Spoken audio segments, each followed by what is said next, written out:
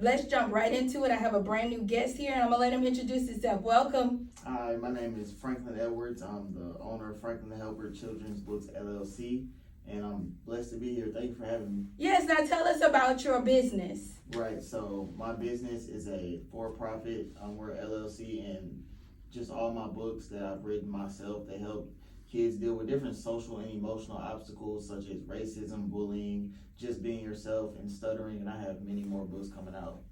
Now, what led you into the creation of this business? Because we know that all businesses aim to solve a problem, right? What was the problem that you faced that you said, you know what, I can do something about that? It was more personal. I just was in a point of a period in my life where I wasn't getting much done, much accomplished, and I just needed to find my own path in life. And I was always a talented writer, so writing books and publishing books and putting them out there, it really fulfilled a need to help kids and help people that I was dying to have. I love that. Now, I'm a school teacher and I'm all about, meeting kids where they are, right? A lot of people say, oh, well, that's the bad kid or that kid can't learn. And I just totally disagree with that. And it really makes my heart sad because those kids grow up to be adults, right? And Right. if we don't solve our problems now, at a younger age, we grow up, dealing with the same problems as adults. So when I can attack a problem or help a kid surmount a challenge at a young age, it gives them more practice with that skill that they've learned. For you, what were some of the challenges that you faced that like, I'm gonna help somebody with this? I struggled with my confidence. I played basketball, and it wasn't my skill that I struggled with. It was the more mental aspect of the game, and struggling with confidence on the court, it can carry over into real life. So that was a topic that I really wanted kids I really want to be able to help kids with because I know I struggle with it myself.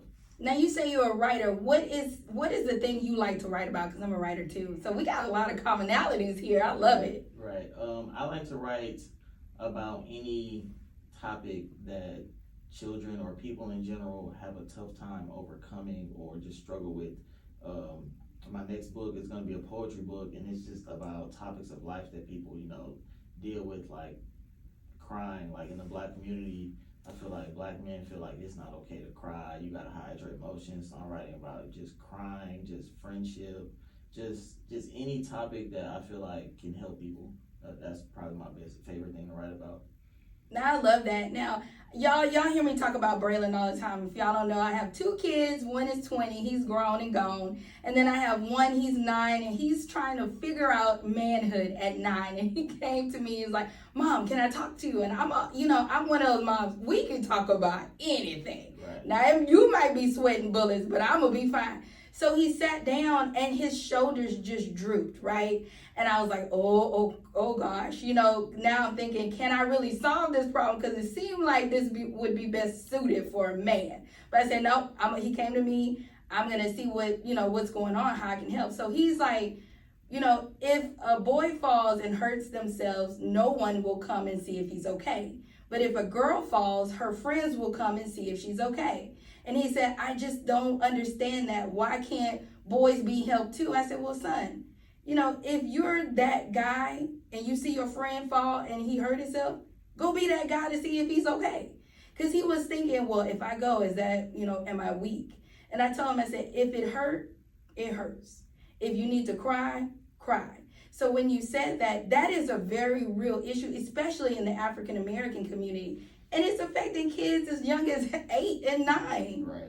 So how did you get to that point where you're like, you know what, hey, if I gotta let a tear fall, I'm gonna let this tear fall? I was just thinking about how, as people, we go through every emotion, but we the only one we like downplay is sadness. Like if I told you I haven't laughed in 2 years, you'd be like, why? But if I told you I haven't cried in 2 years, you'd probably be like, okay, good. But I feel like you should feel all emotions, like as a human. So I was just thinking about that, and I want to, write about it. I love that because some of these things that we're going through, if we give it a voice, then it is heard. And if it is heard, then whatever we're giving to help someone is practice. when that's practiced, then it's like the domino effect. Now your book can help a little kid. That little kid can go and help his little friends. And then, you know what? I'll be honest. My 9-year-old has set me straight a few times. So even kids can teach us adults, you know. So it's like a domino effect and then like a circle effect right there. And with that, you guys, we're going to drop the mic. Y'all enjoy. We're going to jump right back into the topic. We were talking about crying, and y'all know life be life. And come on, y'all. I cried a couple of times. I cried this morning. I was like, look here, life. You lifing a little bit too much for me. So I love it when I hear other men say, hey, I'm having a human experience right along with you. And that leads us right into the topic. It had to happen. Now, you know, in reflection, I've been talking about alignment all year. It's been so many conversations that we've had in different topics that have all woven together. Now, when it comes to a situation in your life where it had to happen, what was that thing you were experiencing? It had to happen. I'll probably say it was 2021. Me and my friend, we moved into a loft together, and during that time period, all we did was like party and have fun and just go out and just, you know, do what 21-year-olds do, just enjoy life. But I wasn't really like doing anything positive, you know. I hadn't started writing books. I wasn't making a positive impact on the world. We were just turning up every single day. And so I feel like that had to happen because, you know, after a while, I was kind of looking around like I'm not really doing anything with my life. And it was a part of the reason I was going out so much because, you know, I really feel like I didn't have nothing like tangible like to live for.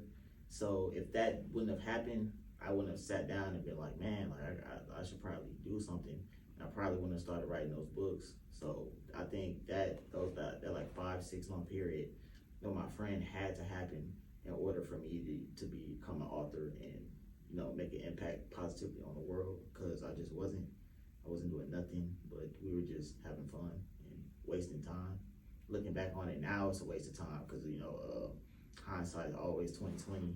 But I mean, it was a great time. Like, I'm not saying don't have fun. Right? I'm pretty sure the turn up was turned up. It was pretty great. Yeah, and I still, you know, like to have fun, but, you know, I work way more. Like, I feel like I'm actually like fulfilling a purpose now. And if I wouldn't have had that time period in my life where we were just always just living life hard, I don't even know what I'd be doing, to be honest. Like if I'd have just, I wasn't in school, we were just hanging. So I'm glad it happened. It had to happen. I love that. And we were talking about that earlier. Hindsight is 20/20. And there are times in our lives, like the Bible said, there is a season for everything. There's a time for everything. And even those moments when we feel like, oh man, I wasted all of this time, there is I just love life itself because it always gives you opportunities for one to learn, right? Because you wonder like, why I keep going through this or why I keep dating the same person? Because you haven't learned whatever that lesson is. And until you learn, life will continue to recycle that experience to help you grow. Right. Because once we learn, we can elevate. Once we elevate, we're evolving. And then that's how you ascend, right? And then I always put it in perspective because sometimes we think ascension is only going up, but sometimes it's creating, more depth. Yeah. Sometimes you got to go deep before you can go high. Right. When you think about construction, when you're building something, I was, going somewhere and I saw, the groundwork for this building. I said, it probably won't be that high because the foundation, they didn't dig that low, right? But you had a big calling because I always say persistence, purpose is persistent. And when you have a great calling, it will not leave you alone. It will continue to say, hey, Franklin, where you at? What you doing? I know the turn up is good. I know y'all turned up, but I need you to turn down because this is some things I need to say, And I was thinking also, y'all, I got a lot of things because he said so many things that like erupted all of these thoughts within me. And I love those kind of conversations. I was thinking about, I was listening to another topic and I said, sometimes we feel like we're lost, right? You feel like, what am I doing? Am I wasting time? When you're really not lost, you're in a new place that's just unfamiliar, right? You don't know the territory. And when you moved in with your friend, that was a new level for you. And it was at that place that you met destiny, right? Because like you said, had you not moved in with your friend, that might not have happened, or it may have happened at a later date, right? Because I feel like you cannot miss what is meant. You know, I stopped saying, you know, they say what's yours is yours. I said what's mine is mine. It's for me. That's it. So if I haven't got, you know, reached it yet, it'll wait for me. Right. And with that, we're gonna drop the mic. Y'all enjoy. Hey y'all, we're gonna jump right back in it. Y'all, I got off on a tangent. I ain't even gonna lie. Y'all, I was all over the place. But he touched on my on my mind, and it just opened like this Pandora's box of thoughts. And I love when conversations do that, because those are the fulfilling conversations, when they trigger more thoughts. You know what I mean? So let's just jump right back in it. Now, you said that you came to a point where you were like, okay, what am I really doing? You know, where is this going? Where am I going? You know, where is the path for my life? How did you find that moment? I found the path because my mom, she sent me how to physically make a book, like how to get it published. And then I always felt like I was a great writer. So it just kind of went hand in hand. It just kind of made sense. I was like, okay, I'll try it. And actually, when I first wrote my first book, I wasn't even trying to be an author. I just did it because I thought it would be cool to say I had a book. And then that same friend, it was on my birthday actually. My first book had ever come out. And that same friend who I moved in with, I told him, I was like, I don't really even want to be an author. I'm just gonna write this book, and that's just gonna be it. But then he was just kind of like, you should go all the way in with it, because you never know what could happen. And then I kind of put on that author hat, and it just started this is what I do now. After that day, so that was kind of when it all came together for me. I love that. And I feel like once you arrive, right? Say for instance, you're going somewhere, you've never been, you put it in your phone, right? Your GPS, you're trying to get there. You know what it looked like, right? So you have this vision, right? We know what the end goal will look like. We may just not know how to get there. Right. But I feel like even when you don't know, you take steps toward it. You go and you research it. You put in the info, ask Google. That's what I say in my class. If you don't know, ask Google. But you got to ask the right questions. And I feel like some of us get stuck in frustration simply because we're not asking the right questions, right? Mm-hmm. So you had this idea. You say, you know what? I have this vision. Now I need to go seek the help. That was your first step. And if you're out there and you're trying to figure out what to do first, go ask for help. Ask somebody, ask something, because that is the doorway. And then once you arrive, I just feel like this. Once you get to where you're going, you will know you arrived. If I put my address in and I get there, it's going to tell me you have arrived. Right. And in our natural world, when we get to our promises, when we get to purpose, it flows. It doesn't mean it's easy, but it flows in the direction of forward. Right. And sometimes I'm the poster child of making 2 steps forward and taking 1,288 steps back. Right now, for you, mm-hmm. How did you overcome the challenges that inevitably came? Discipline. My biggest challenge was just spending all the money that I was making.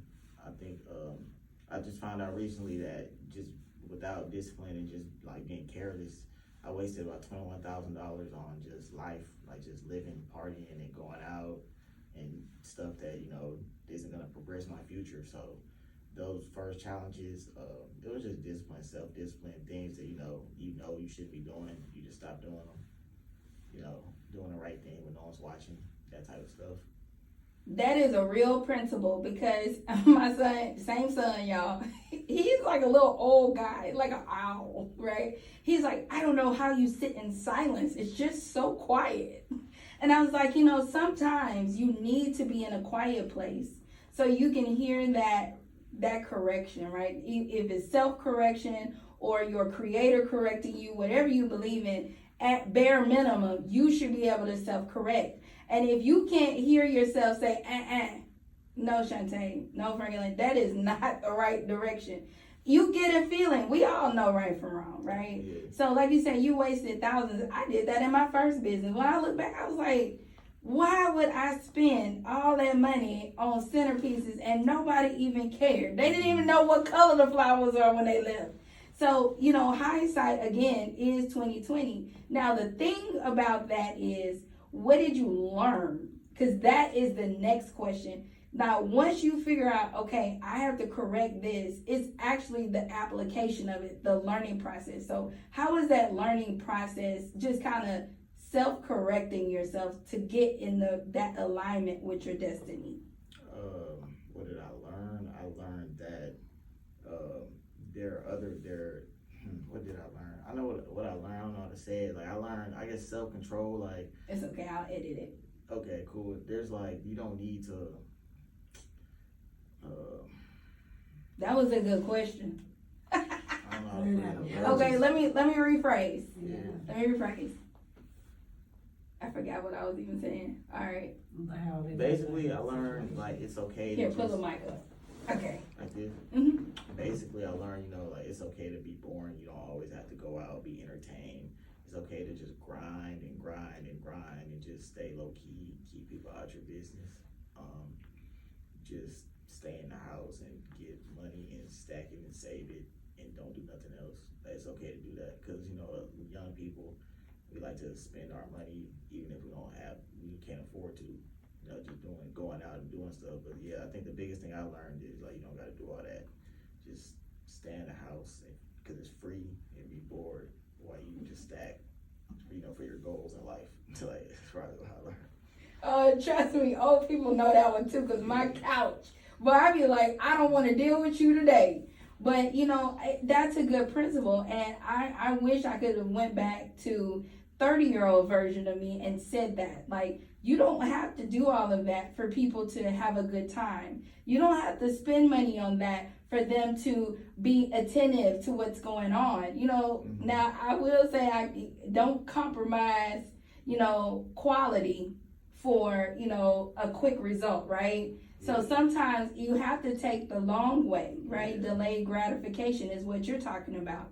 And I think we live in a culture where delayed gratification isn't what's up. Do we still say that? Okay, I'm gonna keep going with that one. It's a marathon. Yeah. It is. It's a marathon, and even with marathons, there are different legs of it, right? Mm-hmm. So you may be in this journey where you say, okay, you know what? I got to it. I accepted the call. Persistent. Purpose was so persistent, and I was like, okay, what is it? Now I've taken the steps, I've reached out, I'm doing all I know to do, and things haven't changed. Right. So how do you stay the course even when you're doing all you know to do? How do you stay the course even though you're doing all you know you're doing, things haven't changed? You just got to remember why you started doing what you did, probably. That's what I would say. Because if the burning passion, if you're doing it for the right reasons, then the burning passion of why you're doing what you do, it'll keep you going. It'll keep, like you said earlier, flowing. It'll keep the flow flowing if it's for the right reasons. I agree. I feel like passion is the fuel for the car, right? Yeah. We have to have the energy because, things happen. Sometimes you get ahead and sometimes you stay stagnant. Sometimes you regress. It's just life. Mm-hmm. But being able to navigate all the different legs along your journey will keep you sprinting, or when it's time to rest, right? And that's what we were talking about. I had a hard time just sitting down because then I would feel unproductive and then I would beat myself up about that. But then I self-correct. I said, what you gonna do? Mm-hmm. You gonna burn yourself out? You gotta have balance. Absolutely. Now, before we come to the end of the show, if you had one piece of advice to keep them in this game, what would you tell them? Follow that gut feeling, because it's always right. And that gut feeling, because it's always right, because it's always God. So that'd probably be, yes, those words are actually in my next poem book. So that'd probably be what I have to say to keep them in this game. I love that. And we were talking, see, there go that alignment piece. I told y'all, I tell y'all every time it pop up. Because we're equipped, right, with intuition and we call it discernment, right? And we have to be able to trust ourselves. We have to be able to trust what we feel. And I'm not talking about fleeting feelings, but when you get that knowing, like, you know what, I just know. I know that this is the right way. Now, that knowing may not come without fear. It may not come without challenges. It may even come with a little bit of lack. But because it's his will and his way, he's going to provide his own strategies in his time. Man, that's a lot of his. But it's his in the end. So I like that you said that. Now, where can we find you and follow you on social media? At Franklin the Helper on Instagram, at Franklin the Helper on TikTok, franklinthehelper.com, Franklin the Helper on Facebook, Franklin the Helper on Twitter. It's all Franklin the Helper on Google, on Amazon, all of that. Now, tell us about your most recent project. What are you working on, or what did you just release? So I got a workshop that I'm starting next month in September, where kids can come write a book and I'll help them publish it onto Amazon. I just released a stuttering book. It helps kids that have a speech impediment of stuttering, helps build their confidence. And I got a poem book for adults and teenagers coming out in about 2 months or less.